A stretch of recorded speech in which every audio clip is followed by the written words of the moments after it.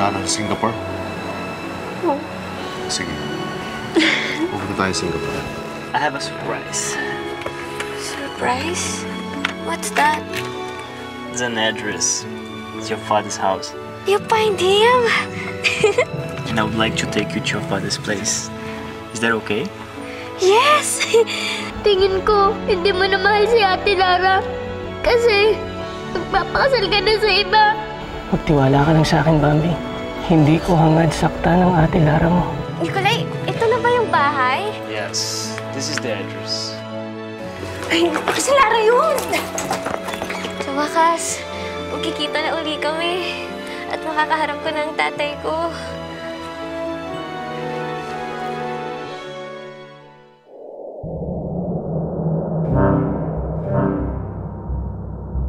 Tama nga ba itong ginagawa ko? Tama bang pumayag ako makasal kay Bawana? Ano kaya ang iisipin ni Lara pag nalaman niya ito? Almiro. Ama, Kanina ka pa namin hinahanap, ah. nais ko sana makapag-isip na mag-isa. Noon ka pa dapat nag-isip, Almira. Dahil naging marahas ang iyong mga desisyon. Maniwala kayo sa akin, Amang Hari. Pinag-iisipan ko na mabuti ang lahat ng aking kinikilos ginagawa. Kung ganon, bakit makikipag-isang dibdib ka sa isang napakasamang diwani?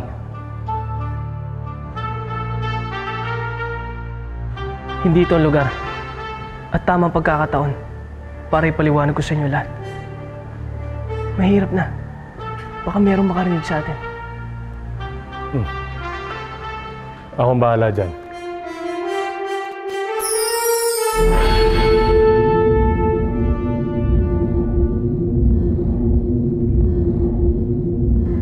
Ngayon, pwede na tayong mag-usap. Wala na makakarinig sa atin. Alam kong iniharap ko siya sa inyo, Amang Hari. Pero wala talaga akong balak pakasalan si Bawana.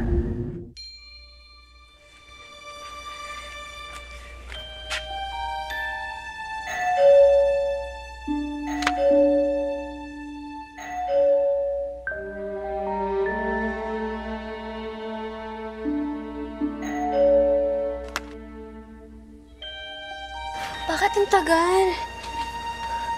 No tao? No one?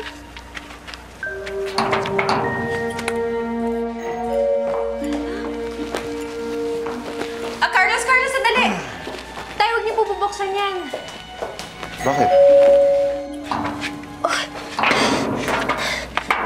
Lara, wait.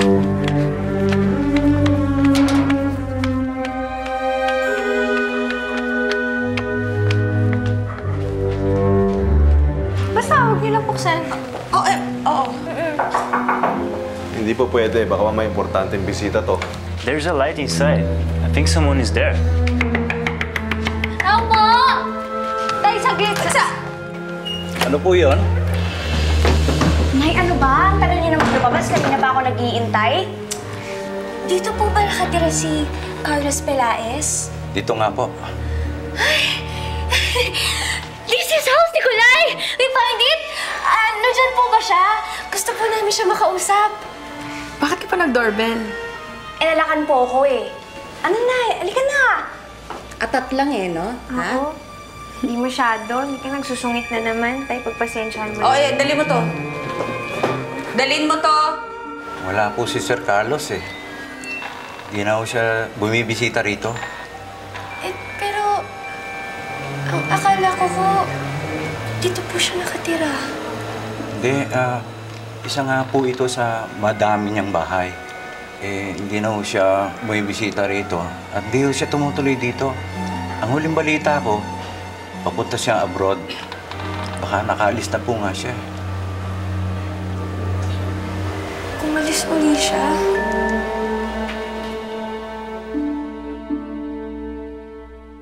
Wala kang balak pakasalan si Bawana?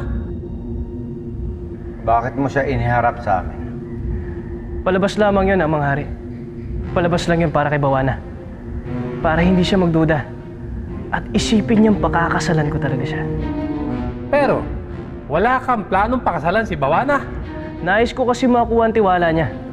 Nabuksan muli ang kanyang sarili para sa akin. Nang sa gayon, makalapit ako sa kanya. Bakit gusto mong gawin yon?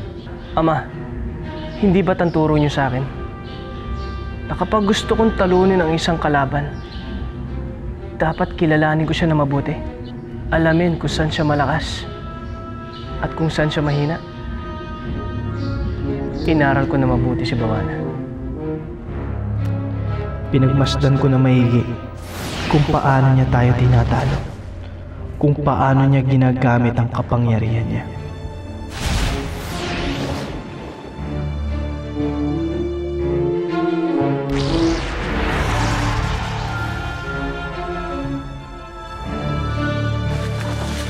Alam nating namanan ni Bawana ang kanyang kapangyarihan sa kanyang ina, kay Alwana, ang pinakamakapangyarihang diwani sa kaharian.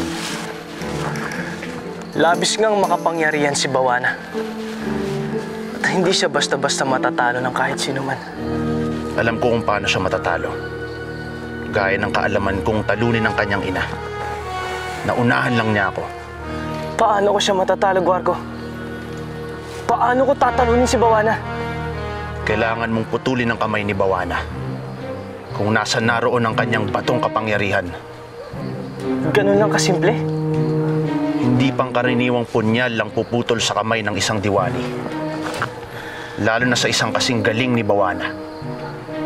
Kailangan makuha mo ang boteng itinakda kay Bawana. Ang boteng pinagsasalina ng kanyang diwa. Pag nasa sayo na ang boteng ito, basagin mo at gamitin mo ang basyo na para ipangputol sa kamay ni Bawana.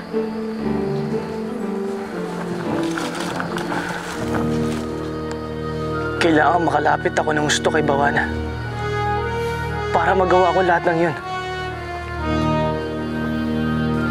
Pero hindi siya madali. Hindi talaga. Hindi madali ang daang iyong tatahakin para pabagsakin si Bawana, Prinsipe Almiro.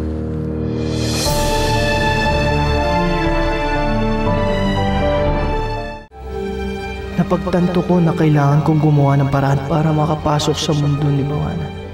Hindi siya kayang sugurin at salakayin ng kahit sino dahil sa pambihira niyang kapangyarihan. Hindi ako pwedeng maghimasok. Kailangan na kusang loob na imbitahin ako ni Bawana sa kanyang mundo. Para mangyari yun, kailangan kong mapalapit sa kanya. Kaya ako nagpanggap. Pinaniwala ko siya na gusto ko talaga siyang pakasalan para makuha ko ang kanyang tiwala. Nang sa gayon, makapasok ako sa loob ng kanyang kuta. At pag nakapasok ka na sa kanyang kuta, kukunin mo ang bote ng kanyang diwa. Gamit ito, puputulin ko ang kanyang mga kamay. Napakaganda ng plano mo, Prinsipe Almiro. Pero hindi siya madaling gawin. Kaya kinakailangan ko ang inyong katahimikan.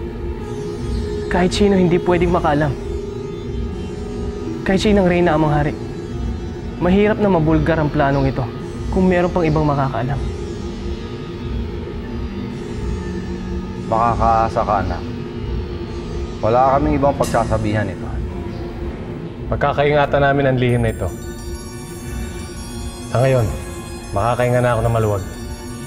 Hindi ko lubos maisip na pakakasala mo yung Bawanang yan at mamahalin. Iisa lamang ang aking minamahal.